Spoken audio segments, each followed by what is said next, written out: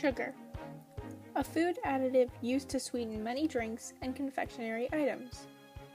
But what you may not know is that sugar is also hidden in many of our regular foods. While neither Health Canada nor the Canadian government have recommended a daily limit for sugar consumption, the Health and Stroke Foundation recommends that our sugar consumption should be no more than 10% of our total daily calories, or a maximum of 48 grams of sugar per day for a 2,000 calorie a day diet. A survey on sugar consumption was completed by 100 Western students. When asked, half of them admitted that they consume more than the daily recommended amount of sugar.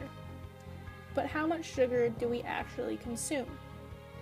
Stats Canada found that the average Canadian consumes about 110 grams of sugar per day.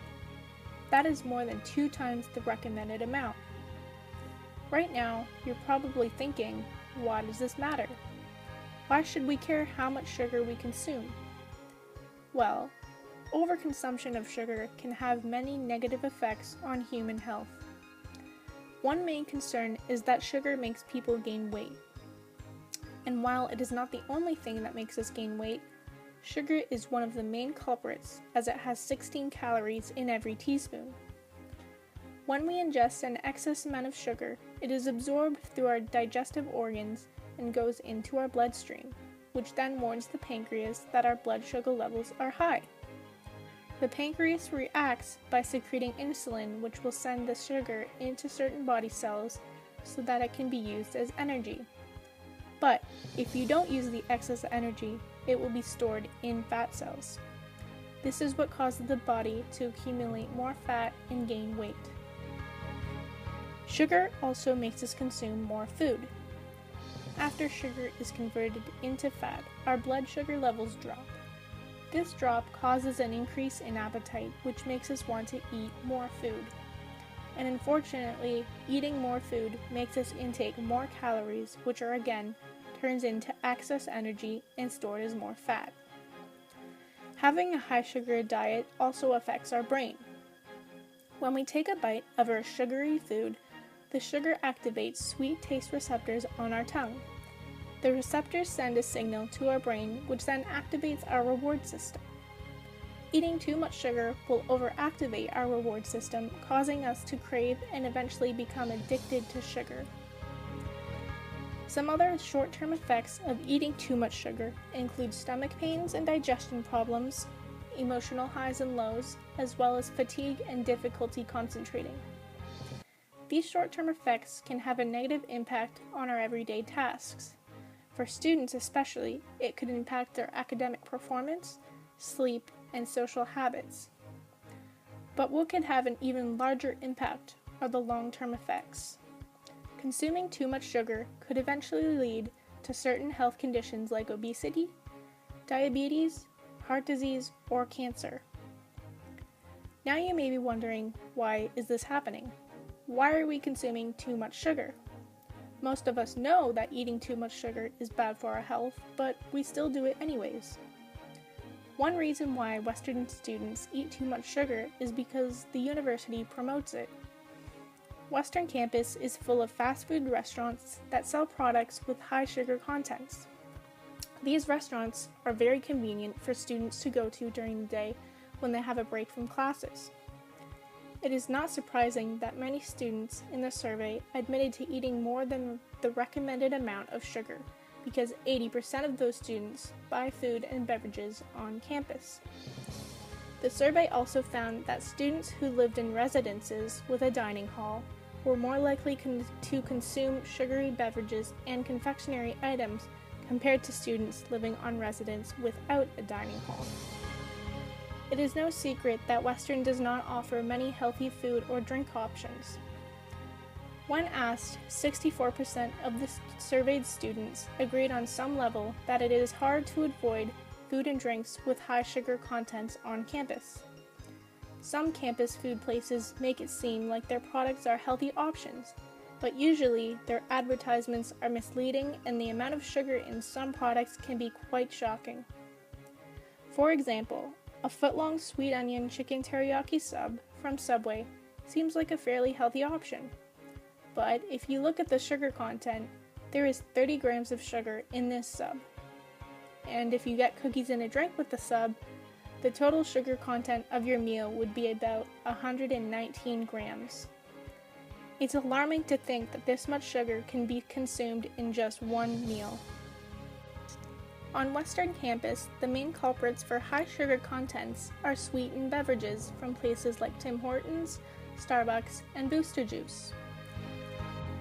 A medium Tim Hortons ice cap has 47 grams of sugar, or about 12 teaspoons. A medium Starbucks white chocolate mocha has 60 grams of sugar, or about 15 teaspoons. And a regular-sized Booster Juice original smoothie has 76 grams of sugar, or about 16 teaspoons. Western students were asked in the survey what beverages they consumed and how often they consumed them. It was found that 31% of students who consumed sugary beverages were consuming them several times a week, and 24% consumed sugary beverages once or more a day. Another reason why our sugar consumption is out of control is because food and drink portion sizes have increased dramatically over the past few decades. Less than 30 years ago, a regular bottle of Coca-Cola was 6.5 ounces and had about 18 grams of sugar. Today, a regular bottle of Coca-Cola is 20 ounces and has 55 grams of sugar. Companies make us believe that regular or medium-sized portions are normal and healthy to consume, but often even small-sized portions are not nutritious and are loaded with sugar. It is easy for students to fall into this trap because they typically look for the best deals on food, which are usually regular or medium-sized portions. A final reason why Western students are consuming too much sugar is because most of them live on a budget. They have to pay for their tuition, rent, and other expenses. Students can't always afford healthy foods, so they tend to buy high-carb, sugary foods in bulk for a lower price. The overconsumption of sugar is a serious health problem at Western University, and something needs to be done to reduce the harm on students.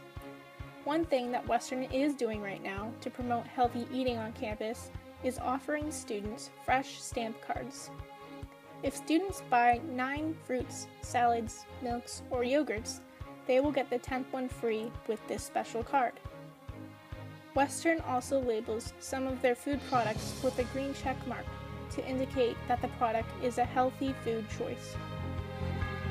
These steps that Western is taking are good for overall healthy food options, but do not target a specific goal like reducing sugar intake. It would be hard for Western to take away main culprits like Starbucks and Tim Hortons because they help make the university money.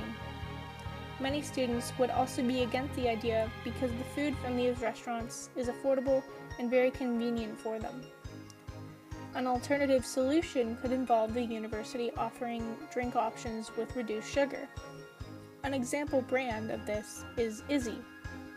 These beverages are a blend of fruit juice and sparkling water that have no added sugar, preservatives, or caffeine. Something else Western could do is put more salad bars in different buildings around campus so that students could have more convenient, healthy food options. In the survey, 46% of students said they were more likely to buy food and beverages with a reduced or no added sugar label. 29% were neutral on the idea.